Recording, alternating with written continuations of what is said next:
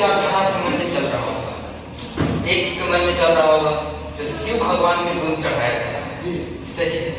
जबकि कुछ के मन में चल रहा होगा कि शिव भगवान के ऊपर जो दूध चढ़ाया जा रहा है वो पूरी तरह से गलत है। क्योंकि ऐसा फिल्म अगर देख करके आया है, जैसे बहुत सारा मूवी बना पी के, सब तरह तरह का मूवी, जिस सिनेमा को देख करके हम लोग के मन में ख्याल आता है कि जो दूध हम लोग शिव भगवान को चढ़ रहे हैं, उस दूध को अगर हम लोग गरीबों को दे देंगे तो उससे किसी का पेट भरेगा। और ऐसा विचारधारा हम लोग को आया है सिनेमा वगैरह से। तो इस पर आप लोग चर्चा करेंगे कि शिव भगवान के ऊपर जो दूध चढ़ता है, दही चढ़ता है, घी चढ़ता है, क्या वास्तव में वो सही है या गलत है? इसका हम दो कारण देंगे। एक तो हम आपका जो वैज्ञानिक कारण है, हम वैज्ञानिक कारण को पहले बताएंगे, और उसके बारे में शिव भगवान के जो दूध चढ़ाने के पीछे जो धार्मिक मान्यता है उस पर हम चर्चा करेंगे। क्या आप उससे पहले तो चलते हैं वैज्ञानिक मान्यता की। शिव भगवान को दूध किस महीने में चढ़ाया जाता है? सावन महीने में। सावन महीने में क्या होता है?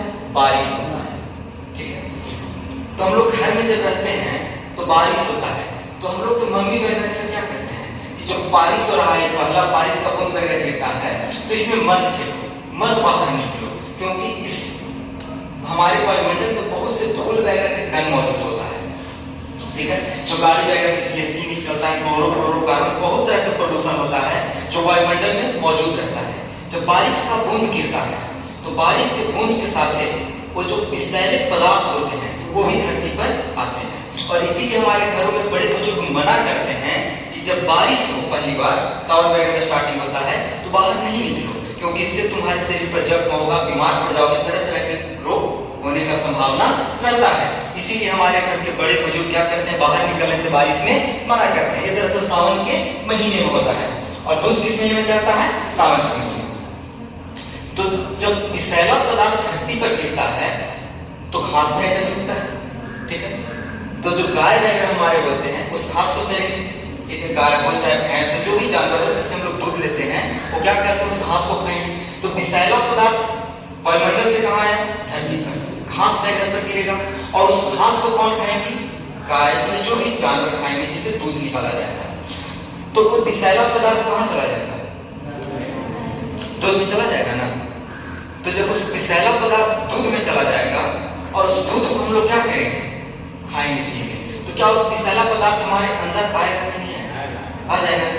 तो इसलिए हमारे पहले के जो लोग हुआ करते थे वो काफी समझदार लोग हुआ करते थे, वो सारे दूध क्या करते थे? चढ़ा देते थे। और दूसरा चीज, जब पानी नदी वगैरह में भी जाएगा, ठीक है, जल में रहने वाले मछली हैं, ठीक है, इससे भी कोई क्या हो जाएंगे? मरने का संभावना रहता था। इसलिए क्या करते थे लोग, दूध को जो गाय वगैरह को होता था शिव जी पर डाल करके डाल देते थे। देखिए पहले के जमाने में नाली वगैरह नहीं हुआ करता था। नाली का प्रोसेस क्या है? अब का है। पहले क्या होता था? मैदान वगैरह होता था। वो अधिकतर शिव भगवान का मंदिर देखिएगा, महाकाल मंदिर कहाँ है? उज्जैन में है। किस नदी के किनारे है? क्षिप्रा नदी के किनारे है। तो अधिकतर जो शिव भगवान का मंदिर देखिएगा कहीं ना कहीं नदी के किनारे होगा। तो उसमें से जो दूध डाला जाता था वो नाले में न जाकर सीधे कहाँ जाता था? नदी में जाता था। उससे क्या फायदा होता था कि नदी में भी तो विषैला पानी जा रहा है ना, पतला वाला जो आ रहा है, तो नदी में जब दूध जाता था तो उसमें रहने वाले जो जीव जंतु होते थे उन लोगों को ये जीवन रक्षक के तौर पर काम करता था। तो इसीलिए दूध, दही, घी जो भी होता था सावन के महीने में चढ़ाया जाता था, ताकि हमारा वायुमंडल क्या रहे? सही रहे, और वायुमंडल के साथ हम लोग तालमेल मिला करके चलते रहे। इसके पीछे वैज्ञानिक कारण है, ठीक है। अब देखिए इसके पीछे धार्मिक कारण क्या है। आप लोग को पता है समुद्र मंथन हुआ था, तो समुद्र मंथन में बहुत से देवता और दानव ये धार्मिक मान्यता के चल रहे हैं। तो समुद्र मंथन में देवता और दानव दोनों मिल करके क्या किए थे? समुद्र का मंथन किए थे, जिसमें काफी अच्छा चीज निकला था, और उसी में विष निकला था, जहर। तो विष जब निकला तो पूरे वायुमंडल पर अंधकार छा गया, सभी जीव जंतु मरने लगे, ठीक है। तो सब कोई गए किसके पास? शिव भगवान के पास, शंकर जी के पास। शंकर भगवान विष को धारण किए, और माता पार्वती जो थे उनके गले को दबा करके रखे ताकि विष उनके शरीर में नहीं जाए। लेकिन इतना ज्यादा वो विषैला विष था कि शंकर भगवान का शरीर पूरी तरह से जलने लगा, और जो उनके सिर पर गंगा माँ रहते थे, गंगा माँ भी उनके शरीर पर शीतलता, ठंडापन नहीं दे पाए। तो देवता वगैरह क्या किए? उनको दूध पिलाए, दही पिलाए, ताकि विष को, थोड़ा सा जहर को कम किया जा सके। उस समय से शंकर जी पर सावन के महीने में दूध दूध चढ़ाने का, घी चढ़ाने का, दही चढ़ाने का परंपरा शुरू हुई। ये बात तो धार्मिक और वैज्ञानिक कारण था, दो इसके पीछे। हम लोग देखते हैं व्यवहारिक तौर पर, मन के साथ, जैसे हम लोग सिनेमा वगैरह को देखने जाते हैं, ठीक है, 50-100 रुपए का टिकट दिया जाता है, तो हम लोग क्या करते हैं कि 50-100 रुपए के टिकट को लगा करके सिनेमा को देख लेते हैं। उससे क्या मिलता है? कुछ मिलता है? नहीं मिलता है। एंजॉयमेंट मिलता है लेकिन कुछ मिलता नहीं, मन का थोड़ा सा शांति मिलता है। तो दूध कै रुपए लीटर आता है? 40 रुपए लीटर।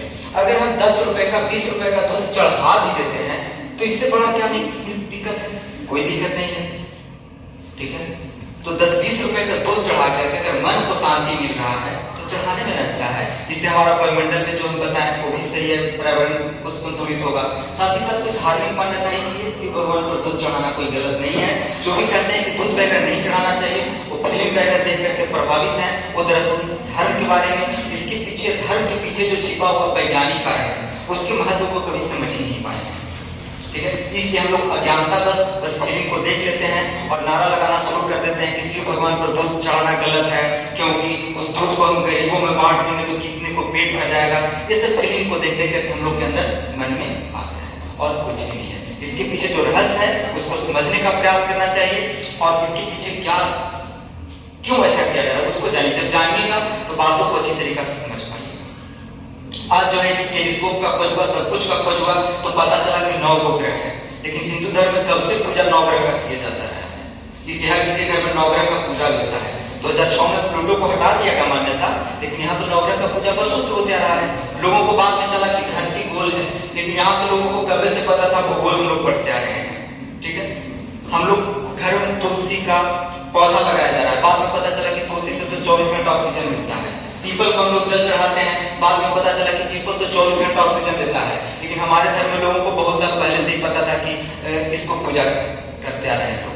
तो इसके पीछे काफी धार्मिक महत्व है जो हिंदू धर्म में है, उसको समझने का जरूरत है। बिना सोचे समझे धर्म पर उंगली उठाना सही नहीं। अगर कोई उठाता है तो उसको उठाने दीजिए, बस धर्म से जुड़े रहिए। धर्म वो चीज है जो आपको कर्तव्य के रास्ते पर चलने के लिए सिखाएगा, इसलिए धर्म से विमुख मत होइए।